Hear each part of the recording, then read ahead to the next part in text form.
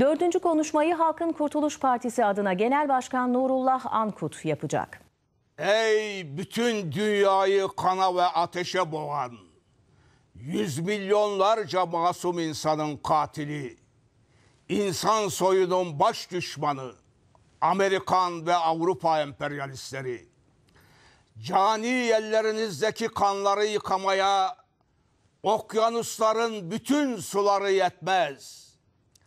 Ey ülkemizin, bölgemizin ve mazlum dünya halklarının baş belası haydutlar, yıkılacaksınız, defolup gideceksiniz ülkemizden, bölgemizden, Asya'dan, Afrika'dan, Latin Amerika'dan.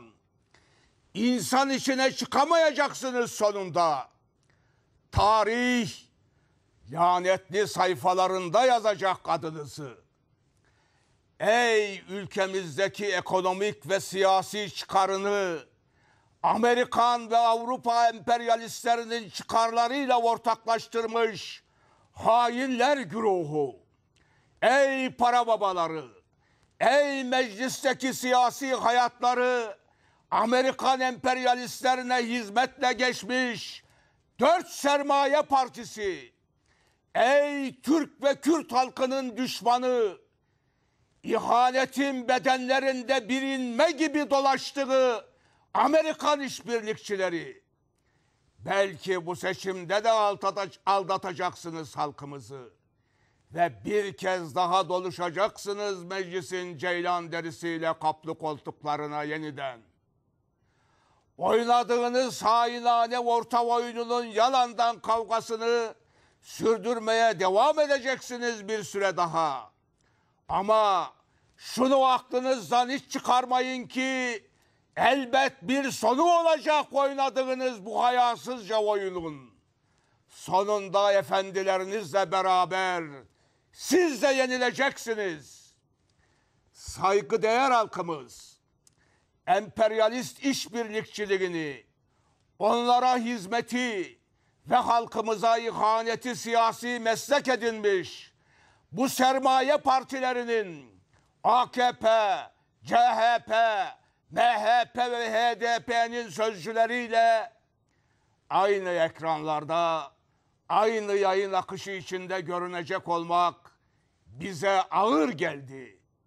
Çünkü biz 48 yıllık siyasi hayatımızın tamamını ruhlarını zalimliğin en kötüsüyle doldurmuş bu emperyalist çakallara ve onların yerli işbirlikçisi olan para babalarına ve siyasilerine karşı mücadeleyle geçirmiştik.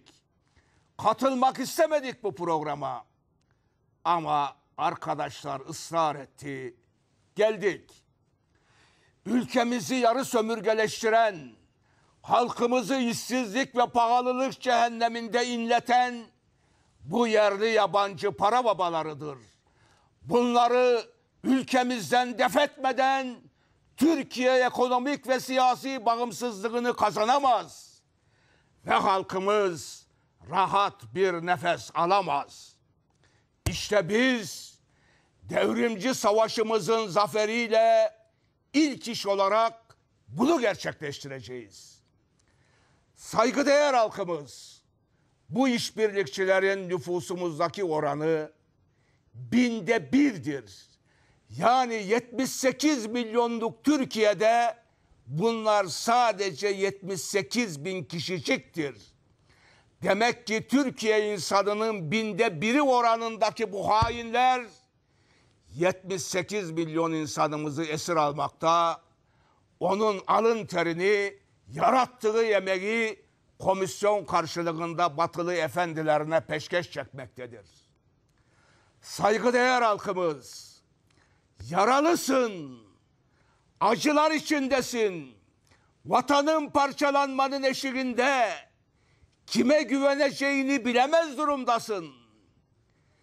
Biz bu sonucu hak etmedik. Hayır, etmedik. Ülkemiz bu talanı yaşamamalıydı. Ne edersiniz? Biz halk iktidarını kurunca neler mi yapacağız? Şunu, tüm devlet yöneticileri ortalama işçi ücretine denk bir maaş alacaktır. Çünkü bugün olduğu gibi ortalama ücret alan bir işçiden 10-15 kat, ortalama gelire sahip bir köylüden 30-40 kat fazla maaş alan milletvekilleri halkın dertlerini, çektiği acıları, sıkıntıları asla anlayamaz. Atasözümüzde der ya, tok acın halinden anlamaz diye. İnsanın empati yapabilmesi için karşısındaki insanın acılarını, sıkıntılarını hissetmesi, yaşaması gerekir.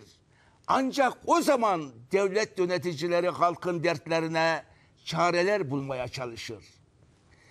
2005 yılında parti programımızda asgari ücreti ortalama geçim endeksine bağlantılı biçimde 1500 lira olarak belirlemiştik. Bu geçim endeksi bugünse 4 kişilik bir aile için 4339 liradır. Öyleyse asgari ücret bu rakamdan aşağı olamaz. Olur ise bu insani olmaz. Tabii para babaları düzeninde, onların siyasi temsilcilerinde, meclisteki 4 Amerikancı, birbirinin kardeşi partide insanlıktan, vicdandan, acımadan eser aramayacaksınız. Bulamazsınız çünkü. Onların yöneticileri his yoksunu robotlaşmış yaratıklardır. Yürek için gerçek olan ne varsa onlara yalan gelir. Biz ise insan şefkatinin sütüyle dop doluyuz. Kahroluruz acı çeken bir insan ya da hayvan gördük mü? Katledilmiş ağaçlar, ormanlar, nehirler, göller, denizler gördük mü? Belki bunu nasıl yapacaksınız denilebilir. Biz yerli yabancı para babalarının sömürü, vurgun ve talan düzenini yıkacağız. Örgütlü halkın gerçek iktidarını kuracağız. Kardeşçe üreteceğiz, kardeşçe paylaşacağız. Halk iktidarımızda bir tek insanımız işsiz kalmayacak. Hiç kimse evsiz olmayacak. Eğitim ve sağlık herkese eşit ve parasız olacak. Sanayimiz milli olduğu için füze hızıyla gelişecek.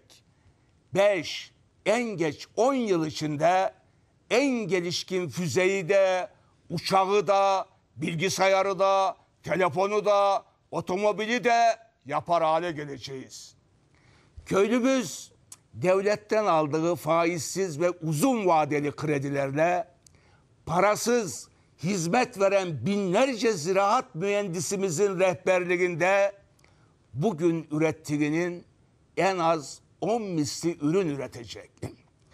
Ve kendi örgütü aracılığıyla araya hiçbir aracının girmesine izin vermeksizin Türkiye'nin her yerindeki tüketiciye ürününü ulaştırabilecek. Böylece de emeğinin karşılığını tam olarak alacak. Yarımız olan kadın toplumda hak ettiği yere, öneme, değere tam olarak kavuşacak. Kürt meselesi emperyalistlerin elinden alınacak. İki halk kendi aralarında gerçek anlamda eşitlik, özgürlük ve kardeşlik temelinde bu meseleyi çözecekler. Özetçe kardeşler, hür, güçlü, mutlu Türkiye'yi kuracağız. Oy moy filan da derdinde değiliz. Halkımızdan bir tek şey istiyoruz. Anlaşılmak. Halkız, haklıyız, yeneceğiz, başaracağız.